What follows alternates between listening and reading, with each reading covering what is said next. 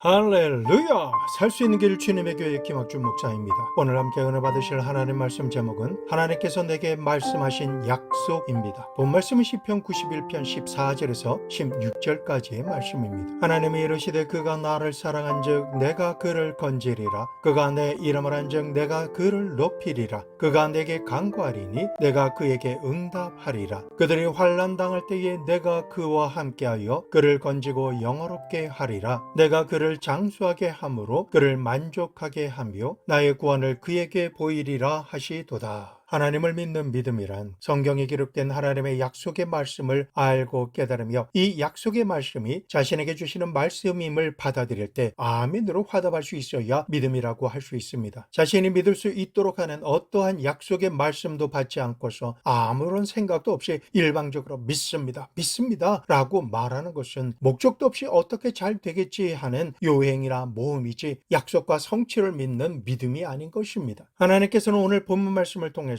우리가 하나님을 믿고 약속의 성취를 바라며 기쁘게 순종 복종할 수 있도록 하는 5가지의 약속의 말씀, 축복의 말씀을 주셨습니다. 이 약속의 말씀을 살펴보므로 이 말씀이 나와 절대로 상관 있음을 믿고 받아들이므로 기적과 축복이 삶의 모든 영역에서 일어나기를 예수 그리스도의 이름으로 축원합니다. 첫째, 그가 나를 사랑한즉 내가 그를 건지리라 입니다. 우리의 삶은 항상 크고 작은 문제와 시련, 환난과 고난의 수렁이 있습니다. 그리고 이 수렁으로부터 우리를 건져주시고 지켜주시며 인도해 주시는 구원의 손길이 절대적으로 필요한 것이 인생입니다. 자기의 힘과 능력과 지혜와 총명으로 자신의 인생길을 조금도 주저함 없이 유유히 걸어갈 수 있는 사람은 없습니다. 다가오는 수많은 난관과 시련과 슬픔과 고통이 예고 없이 다가올 때 전지전능하신 하나님께서 능력의 오른손으로 우리를 붙들어 주시고 건져 주시는 하나님의 은총을 반드시 받아야만 하는 것입니다. 그러면 어떻게 해야 하나님께서 위급한 상황에서 나를 건져 주시는 은혜를 입을 수가 있겠습니까? 오늘 약속의 말씀은 한 가지 조건을 우리에게 제시해 주고 있습니다. 하나님께서 말씀하시기를 그가 나를 사랑한즉 내가 그를 건지리라 라고 한 가지 조건을 제시해 주셨습니다. 사랑이라고 하는 것은 사랑함이 표현되고 증명되어야만 합니다. 사랑한다고 수많은 말로 표현을 한다 해도 그 사랑이 실질적으로 표현되고 증명되지 아니하면 말로만 표현하는 사람의 사랑은 그저 허공을 울리는 꽹과리와 같은 시끄러운 소리에 불과할 뿐인 것입니다. 우리를 향한 하나님의 사랑은 지극히 사랑하시는 하나님의 외아들 예수 그리스도를 우리에게 내어주심으로 우리를 향한 하나님의 사랑이 이미 넘치도록 증명되었습니다. 그뿐만 아니라 하나님으로부터 보내심을 받으신 예수님의 사랑도 말씀만으로만이 아니라 우리가 달려 죽어야 했던 저주의 나무 십자가에 우리 대신 굵은 대못에 박혀 달리시고 몸을 찢기셨으며 생명이 되는 피와 물을 다 흘리시고 죽으심으로 우리를 향한 주님의 사랑을 확실하게 증명해 주신 것입니다. 지금도 우리의 눈을 들어 주님의 십자가를 바라볼 때에 예수님께서 우리를 사랑하셨다라고 하는 이 증거를 부인할 사람은 이 세상에 아무도 없는 것입니다. 이처럼 우리를 사랑하시는 하나님과 예수님의 사랑이 증명되었기 때문에 우리도 하나님을 사랑하려면 하나님을 향한 우리의 사랑이 반드시 표현되어지고 증명되어야 하는 것입니다. 사랑하는 사람들이 누구나 말하듯이 입술로만 사랑한다라고 말하는 것은 아무런 힘이 없기 때문에 신뢰할 수가 없습니다. 그의 말을 믿을 수가 없는 것입니다. 그렇다면 어떻게 해야 하나님을 향한 우리의 사랑을 증명하고 표현할 수가 있는 것일까요? 제일 먼저 우리가 하나님을 사랑하려면 하나님께서 우리에게 보내주신 예수 그리스도를 믿고 사랑해야 하나님을 사랑하는 것이 되는 것입니다. 예수님을 믿고 사랑하지 않으면서 아버지 하나님을 사랑한다라고 말로 아무리 떠들어 봤자 소용이 없는 것입니다. 왜냐하면 하나님께서 보내주신 사랑하신 아들 예수 그리스도를 사랑하지 않는 자는 하나님도 사랑하지 않는 것이 되기 때문인 것입니다. 요한일서 5장 11절에서 12절 말씀, 또 증거는 이것이 하나님이 우리에게 영생을 주신 것과 이 생명이 그의 아들 안에 있는 그것이니라. 아들이 있는 자에게는 생명이 있고 하나님의 아들이 없는 자에게는 생명이 없느니라. 아들이 없는 자에게는 아버지도 없고 아들이 있는 자에게는 아버지도 있는 것입니다. 그러므로 하나님을 사랑하는 자는 독생자 예수 그리스도를 믿고 사랑할 때만 하나님을 사랑한다는 것을 증명할 수가 있는 것입니다. 그뿐만 아닙니다. 하나님의 계명을 지키고 하나님께서 기뻐하시는 일을 행함으로 하나님을 사랑한다라고 말할 말할 수 있습니다. 하나님께서 명하신 계명을 다 어기면서 하나님을 사랑한다라고 말하는 것은 완전 거짓말입니다. 가정에서도 자녀가 부모의 명령을 다 어기면서 말로만 부모님을 사랑한다라고 말할 수 없는 것입니다. 부모님이 시키시는 일을 순종할 때만 부모를 사랑하는 자녀라고 말할 수가 있는 것입니다. 요한일서 3장 21절에서 24절 말씀, 사랑하는 자들아, 만일 우리 마음이 우리를 책망할 것이 없으면 하나님 앞에서 담대함을 얻고 무엇이든지 구하는 바를 그에게서 받나니 이는 우리가 그의 계명을 지키고 그 앞에서 기뻐하시는 것을 행함이라. 그의 계명은 이것이니 곧 그 아들 예수 그리스도의 이름을 믿고 그가 우리에게 주신 계명대로 서로 사랑할 것이니라. 그의 계명을 지키는 자는 주 안에 거하고 주는 그 안에 거하시나니 우리에게 주신 성령으로 말미암아 그가 우리 안에 거하시는 줄을 우리가 아느니라. 우리가 하나님의 계명을 지킬 때에 하나님을 사랑하고 공경하는 것을 표현하고 증명할 수 있게 되는 것입니다. 그리고 하나님을 진심으로 섬겨야 우리가 하나님을 사랑하는 것이 됩니다. 그러면 어떻게 섬겨야 하나님을 진심으로 사랑하며 섬기는 것이 될까요? 하나님을 사랑하며 11조를 도둑질하지 말고 하나님 앞에 시간을 내어드려서 몸으로 헌신 봉사하며 하나님의 말씀과 뜻을 행하기 위해서 물질을 들여 섬김으로 하나님을 사랑하는 것을 증명해야 하는 것입니다. 꼭 물질로 섬겨야 합니까? 라고 반문하는 분들이 계십니다. 사람은 마음이 없는 곳에는 물질을 사용하지 않습니다. 그러므로 물질이 하나님을 섬기는데 즉시 기쁘게 온전히 드려지고 있다는 것으로 하나님을 온 마음을 다해 사랑하는 것이 표현되고 증명되는 것입니다. 이처럼 하나님을 섬기는 자가 되어서 하나님을 사랑할 때에 하나님께서 내가 너를 건지리라 라고 하시는 약속의 말씀이 성취되어서 하나님께서 사랑하시는 자를 위해 크고 작은 수렁에서와 시험과 환난 가운데서 건져주시는 것입니다. 사드락과 메삭과 아벤드고를 풀무불 가운데서 보호하시고 지켜주시며 건져주시는 하나님, 다니엘을 사자굴 속에서 건지신 하나님은 오늘날 지금이라고 하는 이 시간에도 전능하신 능력으로 역사하셔 모든 위경으로부터 하나님을 사랑하는 자를 건져내 주시는 것입니다. 그러므로 입술로만 헛되이 하나님을 사랑한다라고 말하지 말고 삶을 통해서 보여지는 행동으로 하나님을 향한 우리의 사랑이 증명되어지는 삶을 살아야 하는 것입니다. 둘째로, 내 이름을 한즉 내가 저를 높이리라 입니다. 이 세상을 살아가는 사람이라고 하면 그 누구라도 다른 사람 밑에 있기보다는 다른 사람보다 높은 자리에서 높임을 받기 원합니다. 하지만 분명한 것은 하나님께서 높이시면 낮출 자가 없고 하나님께서 낮추시면 높일 자가 없다라고 하는 진리입니다. 이러한 진리에도 불구하고 타락한 인간은 창조주 하나님이 어떤 분이신지 인생의 구세주가 누구이신지를 알지 못하고 알려고도 하지 않으며 무관심하게 자기의 욕심과 탐욕에 빠져서 어디를 향해 무엇을 위해 살아가야 하는지도 모르고 향방 없이 살아가고 있을 뿐인 것입니다. 하나님의 이름을 안다라고 하는 말씀은 무엇을 안다라는 것일까요? 하나님만이 유일하신 창조주 하나님이시오 무엇이든지 원하시고 결정하신 바를 행하시는 절대 주권을 가지신 하나님이심을 믿고 그 하나님이 나를 모든 상황에서 건지시는 구원의 하나님이실 뿐만 아니라 그 어떤 상황에도 불구하고 약속의 말씀대로 나를 높여주시는 하나님이 내 하나님이심을 말할 때마다 시인하고 고백하는 것이 하나님의 이름을 아는 것입니다. 하나님이 어떠한 분이신지 알지라도 입술로 단호하게 고백하면서 믿지 않으면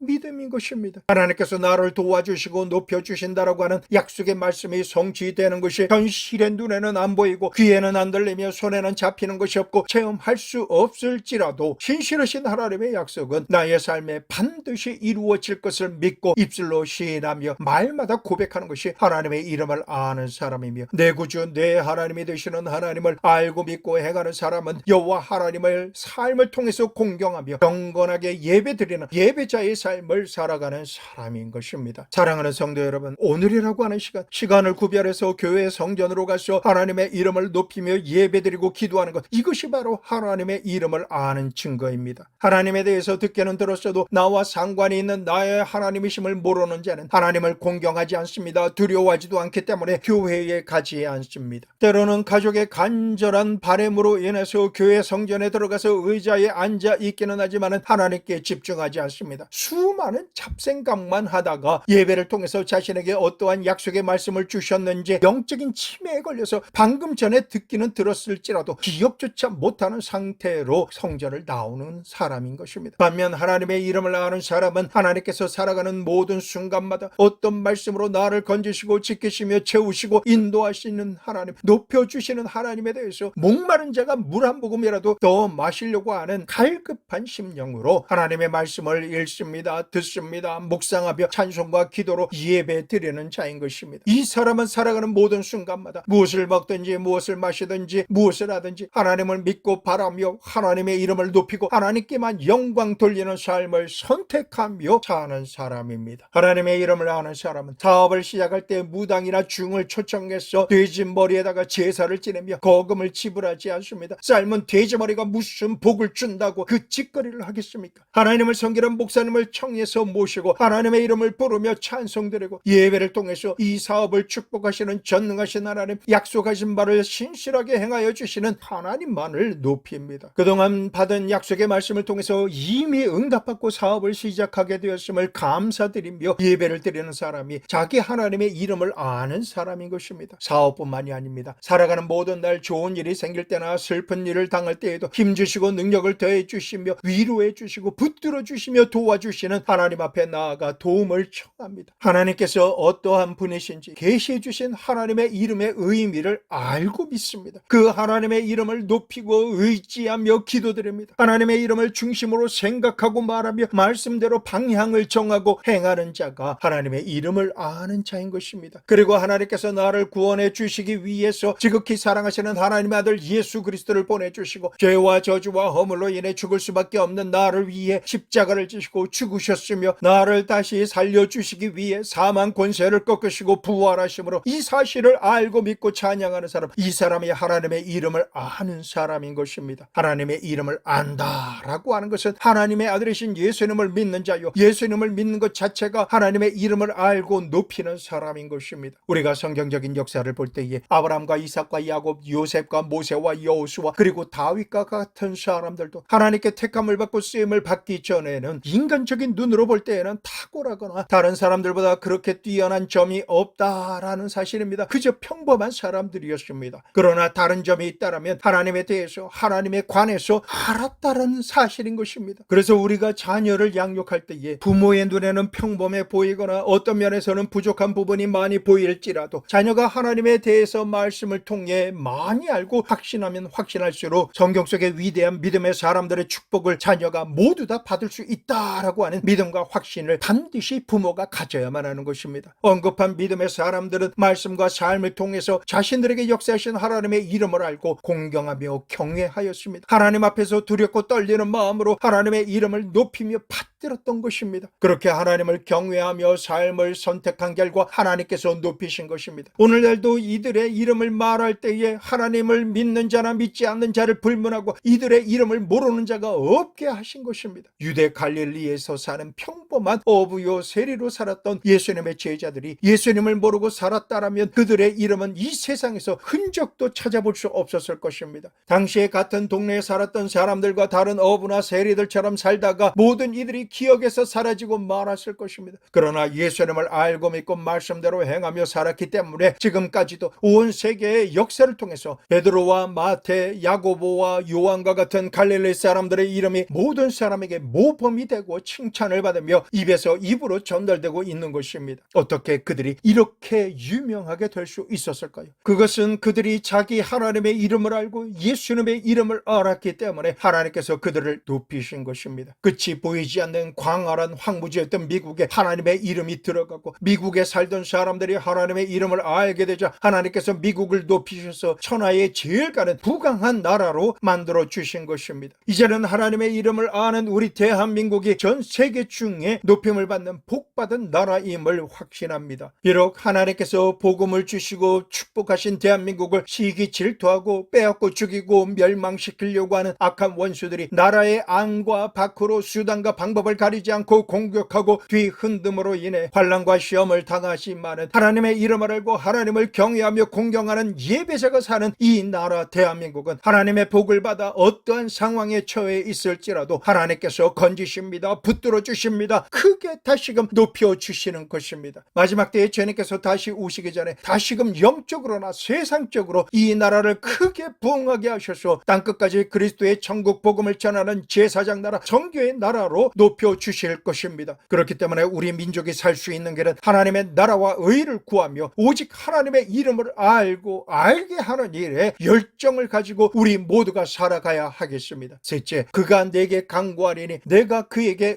응답하리라 입니다. 예수님께서 말씀하셨습니다. 누가복음 11장 5절에서 13절 말씀, 또 이르시되 너희 중에 누가 벗이 있는데 밤중에 그에게 가서 말하기를 벗이여 떡 세 덩이를 내게 구워달라, 내 벗이 여행 중에 내게 왔으나 내가 먹일 것이 없노라 하면 그가 안에서 대답하여 이르되 나를 괴롭게 하지 말라, 문이 이미 닫혔고 아이들이 나와 함께 침실에 누웠으니 일어나 내게 줄 수가 없노라 하겠느냐. 내가 너희에게 말하노니 비록 벗됨으로 인하여는 일어나서 주지 아니할지라도 그 간청함을 인하여 일어나 그 요구대로 주리라. 내가 또 너희에게 이르노니 구하라 그리하면 너희에게 주실 것이요, 찾으라 그리하면 찾아낼 것이요, 문을 두드리라 그러면 너희에게 열릴 것이니 구하는 이마다 받을 것이요, 찾는 이는 찾아낼 것이요, 두드리는 이에게는 열릴 것이니라. 너희 중에 아버지 된 자로서 누가 아들이 생선을 달라 하는데 생선 대신에 뱀을 주며 알을 달라 하는데 정갈을 주겠느냐. 너희가 악할지라도 좋은 것을 자식에게 줄 알거든. 하물며 너희 하늘 아버지께서 구하는 자에게 성령을 주시지 않겠느냐 하시니라. 예수님께서 이 말씀을 하신 것은 하나님께서 어떠한 거절의 말씀을 하실지라도 구하면 주실 것을 믿고 간절한 마음으로 구하라시는 응답받는 기도의 절대 비법을 말씀해 주신 것입니다. 기도는 하나님 아버지를 알고 예수님을 아는 자가 삶 속에서 누릴 수 있는 가장 고귀한 건 중에 하나인 것입니다. 이 진리를 아셨다면 예수님께서 말씀하신 간청함의 기도는 어떻게 드리는 것일까요? 제일 먼저 해야 하는 것은 알고 지은 죄와 모르고 지은 죄이지 만은 성령께서 죄임을 조명해 주시는 죄를 모두 다 회개하고 돌이키는 기도를 드려야 하는 것입니다. 죄를 품는다라고 하는 말이 있습니다. 이는 다른 사람이 모르게 은밀하게 죄를 짓거나 죄임을 알고는 있지만 계속해서 죄를 상상하거나 전에 지은 죄를 즐기고 회상하는 것입니다. 그리고 자신이 죄를 지었지만 정직하게 인정하지 않는 것을 두고 죄를 품는다라고 말합니다. 우리는 이러한 형태의 죄가 마음과 생각과 생활 속에 남아있지 않도록 용납하지 말아야 합니다. 철저하게 마음과 생각과 죄의 습관을 거룩한 하나님의 말씀을 읽고 듣고 항상 상고하고 묵상함으로 씻고 닦아야 됩니다. 적극적으로 마음 심령을 말씀으로 체험으로 씻어내야 하는 것입니다. 죄를 품으면 점점 더 죄가 커져서 무심코라도 죄를 행하게 됩니다. 나의 전 존재를 파괴시켜버리는 독초 뿌리가 죄이기 때문에 죄의 문제를 철저하게 회개함으로 해결해야 하는 것입니다. 죄를 빛 가운데 드러내서 말려버려야 합니다. 뿌리는 보이지 않는 땅 속에 있으면 언제든지 자라나기 때문에 태양빛에 드러내서 말려 죽여야 하는 것입니다. 우리가 예수님의 이름으로 하나님께 기도드릴 때에 응답을 받지 못하는 이유는 하나님께서 내 기도를 듣지 못하시거나 능력의 한계가 있으셔서가 아닌 것입니다. 기도 응답을 가로막는 죄의 장벽이 하나님과 우리 사이를 가로막고 있기 때문인 것입니다. 이 장막을 뚫어버리고 그 문을 열 수 있는 손잡이는 하나님 쪽에 있지 않고 죄를 지은 사람 편에 있습니다. 기도 응답의 문은 반드시 사람이 회개해야지만 열리게 되는 것입니다. 그리고 간청하는 기도는 삶의 모든 영역을 전적으로 하나님께 내어 맡기는 기도인 것입니다. 내가 살든지 죽든지 흥하든지 쇠하든지 하나님만 전폭적으로 믿고 의지하는 기도가 간청함의 기도인 것입니다. 기도하다가 이 기도는 내 생각과 상식적인 세상 기준으로 볼 때에 도저히 응답이 불가능한 기도다라고 쉽게 판단하고 무엇이든지 능히 하시지 못하실 것이 전혀 없으신 전능하신 하나님을 바라보지 않고 너무나 쉽게 포기하고 뒤로 물러서는 이러한 기도를 우리는 더 이상 하지 말아야 합니다. 어떠한 상황이라 할지라도 물러서지 않으며 하나님의 기적과 축복을 생각하고 상상하며 약속의 말씀을 붙들고 다니엘이 21일 동안 하나님의 응답을 받을 때까지 포기하지 않고 기도를 드렸듯이 우리도 절대로 포기하지 않고 드리는 불태전의 기도를 간청함의 기도라 하는데 우리는 이 기도를 드려야 하는 것입니다. 그러므로 하나님께 기도드릴 때에는 자기의 인간적인 기준과 판단과 생각으로 하나님의 능력을 제한하고 기도 응답받기를 포기하며 차선을 선택해서는 안 되는 것입니다. 밤중에 찾아온 친구처럼 염치를 불고하고 빵을 얻을 때까지 문을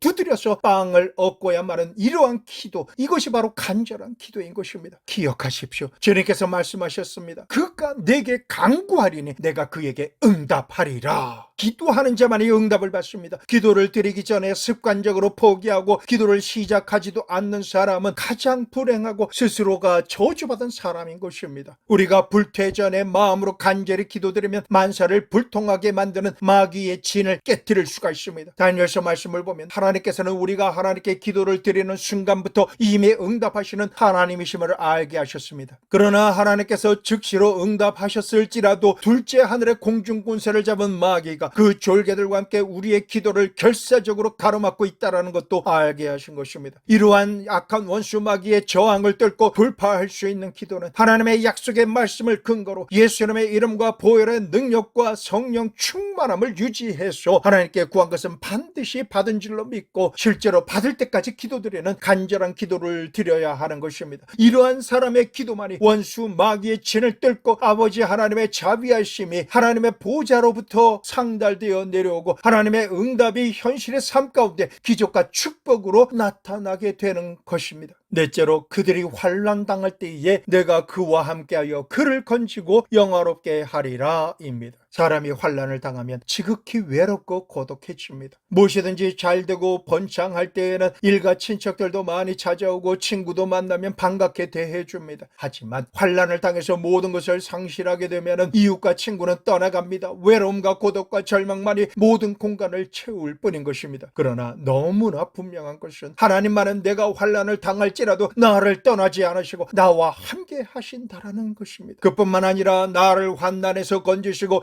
영화롭게 해주시는 내 아버지 하나님이십니다. 이 사실을 현실의 삶에서는 아무것도 체험하지 못할 수도 있습니다. 그럴지라도 하나님께서는 우리를 떠나지 않으십니다. 우리가 죄를 짓고 죄 가운데 살고 있을지라도 그 죄를 회개하지 않는 것을 보고 말할 수 없는 탄식을 하실지라도 은혜와 긍휼을 포기하지 않으시고 죽기 직전까지 나와 성령 하나님께서 함께 하신다라는 것입니다. 당신은 혼자가 아니에요 라고 하는 영국 리버풀 축구팀 응원가로 쓰이고 있는 뮤지컬 곡이 있습니다. 가사가 너무나 하나님께서 우리에게 주시는 말씀과 같습니다. 폭풍 속을 걸어갈 때는 고개를 들고 걸으세요. 그리고 어둠을 무서워하지 마세요. 폭풍이 끝난 뒤엔 황금빛 하늘이 있답니다. 종달새의 아름다운 은빛 노래와 함께 바람을 헤치고 걸어가세요. 비를 헤치고 걸어가세요. 당신의 꿈들이 좌절되거나 무너지더라도 걸어가세요. 계속해서 가슴속에 희망을 품고 그러면 당신은 혼자가 아니에요.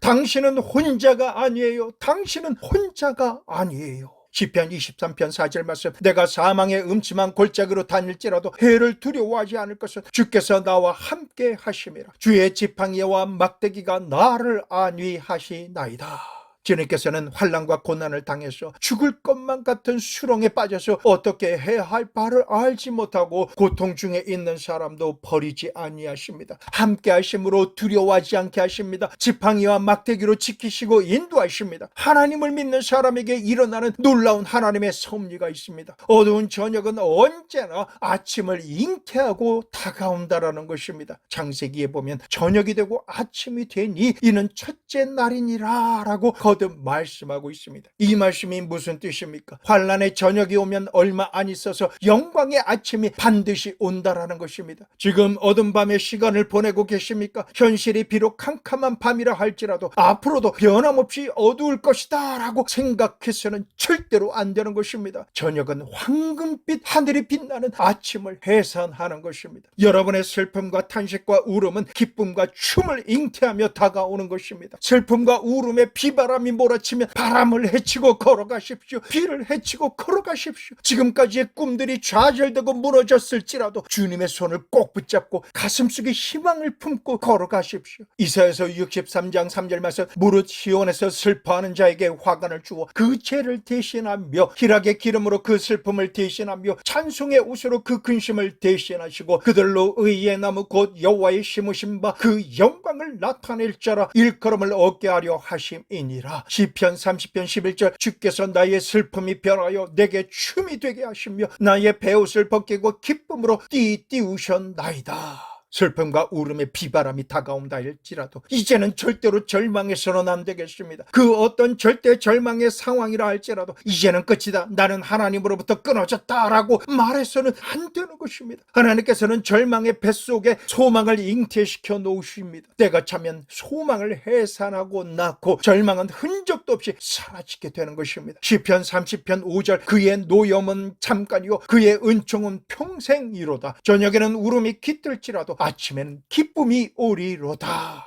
주님 안에서는 환난도 영광을 품고 있습니다. 그러므로 기쁨과 소망을 마음에 굳게 품고 환난 중에도 기도하며 참고 기다려야 합니다. 어머니가 어린 아기를 잉태하고 난 이후에 당장 내일 어린 아기가 나오지 않는다라고 낙심하지 않습니다. 잉태하고 난 이후에는 몸이 무겁고 힘들지라도 그 달수가 차기까지 오래 참고 기다리는 것입니다. 이처럼 우리에게 다가오는 여러 가지 환난과 절망과 슬픔도 그 속에 소망의 아침과 기쁨과 춤을 잉태하고 있는 것입니다. 하나님의 영광을 잉태하고 있음을 믿고 우리는 참고 인내해야 하는 것입니다. 고통스럽고 힘들며 시간이 안 가는 것 같을지라도 참아야 합니다. 참고 하나님을 믿고 계속해서 걸어가며 낙심하지 아니하면 아침의 때가 오면 황금빛 하늘을 보게 됩니다. 그날 기쁨으로 춤추게 되는 것입니다. 로마서 8장 28절, 우리가 알거니와 하나님을 사랑하는 자 곧 그의 뜻대로 부르심을 입은 자들에게는 모든 것이 합력하여 소원을 이루느니라.